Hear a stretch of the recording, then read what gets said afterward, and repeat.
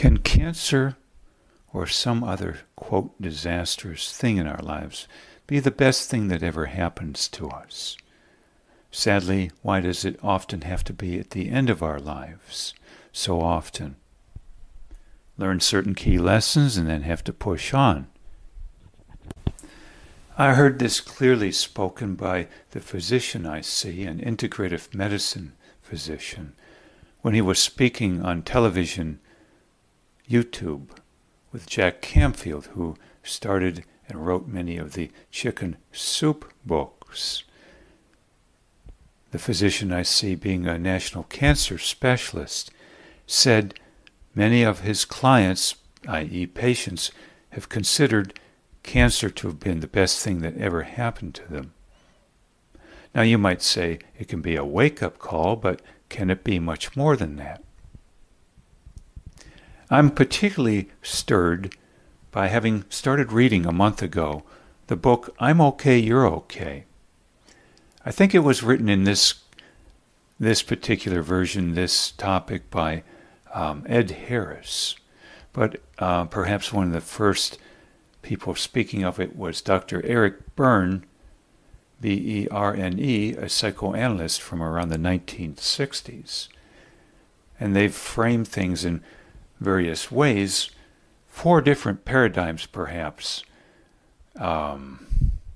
This part of what they called transactional analysis, but I find it very fascinating, and I've seen it play out in family scenarios, mine included, as per the, shall we say, extended family and otherwise. How many people do we know who say, I'm perfect, you're the problem under all circumstances? Alternatively, I tend to be the problem, you all tend to be far better, advanced, or perfect, period, compared to me. Now there's the phrase narcissistic abuse also. I don't prefer either term, but it implying sometimes that we grew up under the thumb of somebody saying, they're perfect, they're okay, and we're not, under all circumstances too. Or maybe we grew up under the thumb of a so-called perfectionist, or I might say catastrophizer, upon which we're never perfect once again. I love, too, the book I bought a couple years ago by Dr. Les Carter, When Pleasing You is Killing Me. And there is a Dr. Shaler who also talks of this phenomenon, and a book, Stop Being Manipulated, perhaps, and the topic of guilt imposed upon others as very manipulative, and how some of us are very prone to this. I suppose if we grew up especially under the belief we're not okay, everyone else is. Lest we, of course, as children, challenge this and get the tar beaten out of us, or get no food, or be turned over to Child Protective Services, abandoned who knows what, kicked down the stairs, beaten up playing football in the backyard, who knows.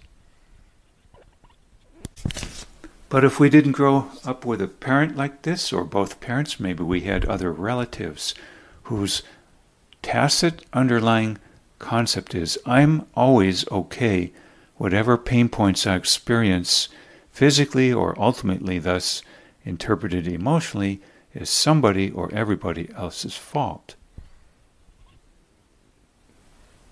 I might add, too, I once overheard a gal of about 25 in a coffee shop a year ago talking with a girlfriend of hers for half an hour on the phone, detailing why a dozen men she had dated for the dating experience or possibly screening for a future marriage partner were not okay compared to her. One man having this problem, another man that problem, a whole litany, each to their own, I'm not up to snuff, compared to her. She was okay. The whole other gamut called the world was not okay. Well, it seems to me then, cancer, as talked of, and some other things too in life earlier on generally, are these wake-up calls that force a person to say, maybe I'm not the whole problem here in terms of my pain points, because this particular thing is kind of inanimate. So it's not a person I can blame something on my pain points. How do you blame thus a hurricane that wipes you out, or a family member? How do you blame an accident, so to speak, not associated with a person? Unless, of course, you're going to blame a creator and say, it's the creator's fault. There have been those who say that. But cancer is not a person, hence harder to blame cancer, saying cancer had a malicious streak. We don't often say cancer had it in for us. Cancer was a criminal, for instance. We don't say that either. Cancer was out to get us. We neither say that. Cancer was sociopath. We never say, yes, cancer was a sociopath, or a narcissist, or whatever your favorite phrase is. It simply is. You could call it a pesticide, if you will. But we don't call people pesticides. We call them, all too often, having chosen to be malicious. And isn't that then the rub of where things start off down the wrong avenue, especially if our words are promoting this kind of mindset? Cancer, then, being a thorn in the side, that is a wake-up call, I think, because it says a pain point now is something other than a person. Likewise, an analogy here from a family member a year ago. Two family members, they lost their dear pet. They were more discombobulated by this than anything I had seen in years. Temporarily moribunded, traumatized. You can't blame a pet for having chosen to die on them, or be a sociopath, or whatever else, having had it in for you. Hence the same thing as cancer of a sort, a wake-up call and more that says, hey, I'm not okay under all circumstances. I can't pass the buck here under all circumstances. How am I going to blame my emotional pain on my pet? The pet didn't choose to die on me and cause me this pain, so how am I going to blame the pet? Now, for me, a huge wake-up call equivalent to cancer or more were several things. First, a career collapse at age 26, upon which I had quite a bit in savings and ate through that in 1 year. Unable to get work because I was so moribunded by certain personality issues, certain defense mechanisms, certain limiting thoughts, chronic anger, chronic perfectionism or catastrophizing, what have you, a whole gamut of problems. I used to, before that point in time, having run through all my money and unable to find another job of any sort that I was suitable for and could hold on to, the phrase, it's always everyone else's fault. All of a sudden, though, how do you blame an empty checkbook balance, an empty bank account? How do you blame a bank account that is zero for your pain points? You may want to blame others for the empty bank account, but that's in the past, like a year or 2 years down in the past. The present problem is the computer, basically, that says your bank account is zero, is not a person having held a gun to your head and stolen this Johnny on the spot that day. You can talk of how this supposedly happened in a chain of events years ago or a year ago, but not that day. Hence a form of cancer that shifted me to say, hey, this can't all be my problem. And I entered psychoanalysis then, trying to get to the bottom of this. That was then, in some circles, not advantageous for me in terms of what I was always going to learn, and easily and succinctly and completely correctly. But the transformational start, or shall we say the growth start, was to say, it's not all my fault all of a sudden, this set of pain points I was having. The empty bank account. As long as you had enough food on the table, housing that was considered legal and hassle-free, so to speak, all else was secondary. But when the bank was empty, the piggy bank, shall we say, who was to blame that day? Not 2 years ago, not a year ago, that day. Who are you going to try and yell at? A computer? No. Note 2. I was doing some laundry a month ago in a laundromat about 8 p.m. on a weekday. I got talking with a woman, seemingly not whom you might select in certain circumstances to talk to. 70 years old she was, rotund largely, and yet quite compassionate, extraordinarily so. When I needed quarters, I didn't have to go to a machine, put in $1. She had quarters in a bag on the counter or a container, and you exchanged for quarters with her. Likewise also for detergent. You didn't buy a little box of detergent there in a machine. You bought it from a jug full of detergent. Maybe she gave it to me for free, in fact, from a little cup on the top of that pile of detergent. Very non-impersonal. And we talked for over an hour, it turned out. Fascinating. Big things come in small packages sometimes. Big things come in big packages. Big things come in older packages. Big things come, as it turned out, from a woman with a 6th grade education, so to speak. Fascinating. Yes, with rough edges, in every way, shape, and form. And you know, I found out several things. What made her tick? Despite these so-called surface-level issues, shall we say, we call blemishes. And by the way, she did give me an hour of her time. She was available, personal, very open and honest, compared to so many people who say, with their degrees, with their expensive everything, with their expensive clothing to boot, I'm sorry I don't have time, I have to go out and make more money. She did not say that. What was her cancer in life, I would say, fascinating as I came to find it, that promoted such a woman as her, and who repeatedly asked me to come back over and over again, and I did several times and talked with her. As of a month ago when I met her, she lost a child when the child was 26 or 27. The child was driving, impacted another car or it him, killed instantly. She said it was almost more than she could bear.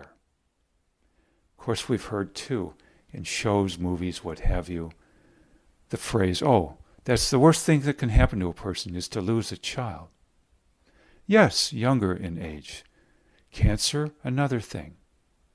Yet another, perhaps, losing a career and being unable to get another job, even minimum wage you cannot hold, and running completely out of money and wondering if you're going to be on the street dead very soon, especially if you had no idea at that age social services even existed, including homeless shelters, food stamps, what have you. That in your book then is the end. The end. Rotting on the curb, waiting for someone a few days later to pick up your dried, dead bones. So that was her cancer. For others, it's the loss of a pet to a smaller extent. In lieu of the child, say, when in fact the pet means more to them than their child, spouse, or anyone else in the world. Crisis point. And again, How do you blame cancer? How do you blame a collapsed career that involves later then a computer telling you you're broke? Especially if you have not the means to make more money and you don't even know about social service availabilities. And yes, how do you blame a child, no matter how it happened? In fact, in a town I lived in previous to the one now, 2 people in their 20s ended their lives in their early 20s. The parents devastated. Note then, one parent pursued and obtained a master's degree in psychology. The other parents, actually, not a child lost, a grandchild. And I think in certain manners of speaking, they pursued things rather differently through escapism, constant travel, for instance, and drug use. For them, then, it was simply too much. And there's, of course, the question, can you get any kind of help that is going to be useful to you? Or are you going to have to be an Einstein and figure it out on yourself? Good luck. Yes, life can throw us curveballs, not just cancer then. I have an aunt, for instance. Her husband was once a shop owner in Detroit. I don't know, maybe age of 40. One day a customer came in, wanted to rob the place. He reached for a gun under the counter to protect himself and was shot dead by the robber. Interestingly, though, he had a massive insurance policy on his life. So the question is then, just how much of a cancer point, shall we say, was this death in particular compared to some others? Especially since he was not the kindest man in the world. There can be a variety of cancer points. War can be a cancer point. My grandmother, with her 5 children, for instance, in eastern Poland, a small village of 2,000, 1940 or so, knock on the door one night. She was informed, the Russians are coming, you have 24 hours to pack up and leave your home and flee. They fled, got on a train. They were deemed incorrectly to be Russians and deported to Russia on the train. It was thus then headed for Russia. On a break, for bathroom purposes, what have you, they got off. When it was time to reboard, she and the 5 children hid behind bushes and escaped deportation to Russia in a very uncertain future. None of them, by the way, spoke Russian. They spoke German, but one person amongst them, a distant family member, did speak Russian, and they were thus all deemed Russians to be deported to Russia. They hid behind these bushes and escaped. Likewise, I have an aunt. Her husband was raised in eastern Germany. He too escaped behind bushes, hiding, came to America, hiding from the Stasi police in this case. I might add then, my grandmother, who raised me my first 4 years, almost solely, my waking hours, and her 5 children, fled throughout Poland on a covered wagon and horse, begging for potato peels and working farmers' fields. Fascinating story then, a form of, I call, cancer. And by the way, without Valium and no, as far as I know, alcohol use, or religion basically proscribing it. So fascinating are cancer points, so to speak, that tell us it can't be all our problem, our fault, others' fault, if we had that orientation to begin with. Maybe one last example or two. Going to prison, especially if, say, framed, or if the penalty didn't fall in line with the crime. Say, for many people, the crime being simply a drug charge morphing, say, in the case of Michael Santos, having sold cocaine at age 20 into maximum security time, 26, 27 years total. So maybe the crime punishment didn't fit the crime. And certain people arrested, punished, others not. Especially if certain crimes are considered legal. For in Hitler's time, Hitler and many people in the Nazi Empire were practicing crimes legally until one day they were called war criminals. The day before, heroes amongst some in their country. Depends how you frame it. One last example. Steve Jobs, with a variety of movies out on his life, had been talked of by some people as quite a difficult man to work with, and his partner for some years spoke at least an hour, it's on YouTube, calling him the derogatory term, but a term, sociopath. And she said, I'm sorry to have to say this to you at Google headquarters. He's probably your hero and such, and I've waited a long time to say this. I lacked the proper words to any extent. But Steve Jobs then, as a final cap on this talk, had said on his deathbed he had it all wrong. By the way, also Benjamin Spock, who wrote the books on babies and how to raise them, also said at the end of his life he had it all wrong too. I don't know why. I don't know perhaps what pain point too instigated this comment. But it is common for people on their deathbed to feel intense regrets. Although in my mind, if they understood why their life had been the way it had been, and that they thus did the best they could given what they were handed, including constraints, legal and otherwise, I think they would not have felt any regret. But at any rate, Steve Jobs, on videos on YouTube, said he had it all wrong, as per on a hospital bed with machines hooked up to him. But not before that point.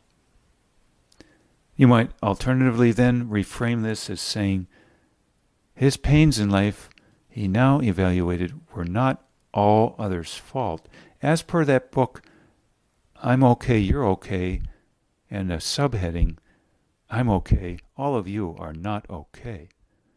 Once again, a variety of forms of wake-up here to say, I can't blame people anymore for everything. I love even a video by Jordan Peterson, Dr. Jordan Peterson. Not that I agree with everything he says or certain outlooks, but a video to the extent of, if you have no friends, you're the problem. Well, maybe to be more specific, I now think if you're saying everyone else is the source of my pain, and of course then they're perceiving this and you're keeping your distance, then maybe we are the problem if we're saying, I'm perfect, I'm okay under all circumstances, and you all are not. How fascinating then. And sad, but maybe not sad, just reality, that some it takes the end, basically, or something quite difficult beforehand to say, I'm not always perfect, I'm not always okay, and you all are the problem. Fascinating, fascinating. Food for thought here.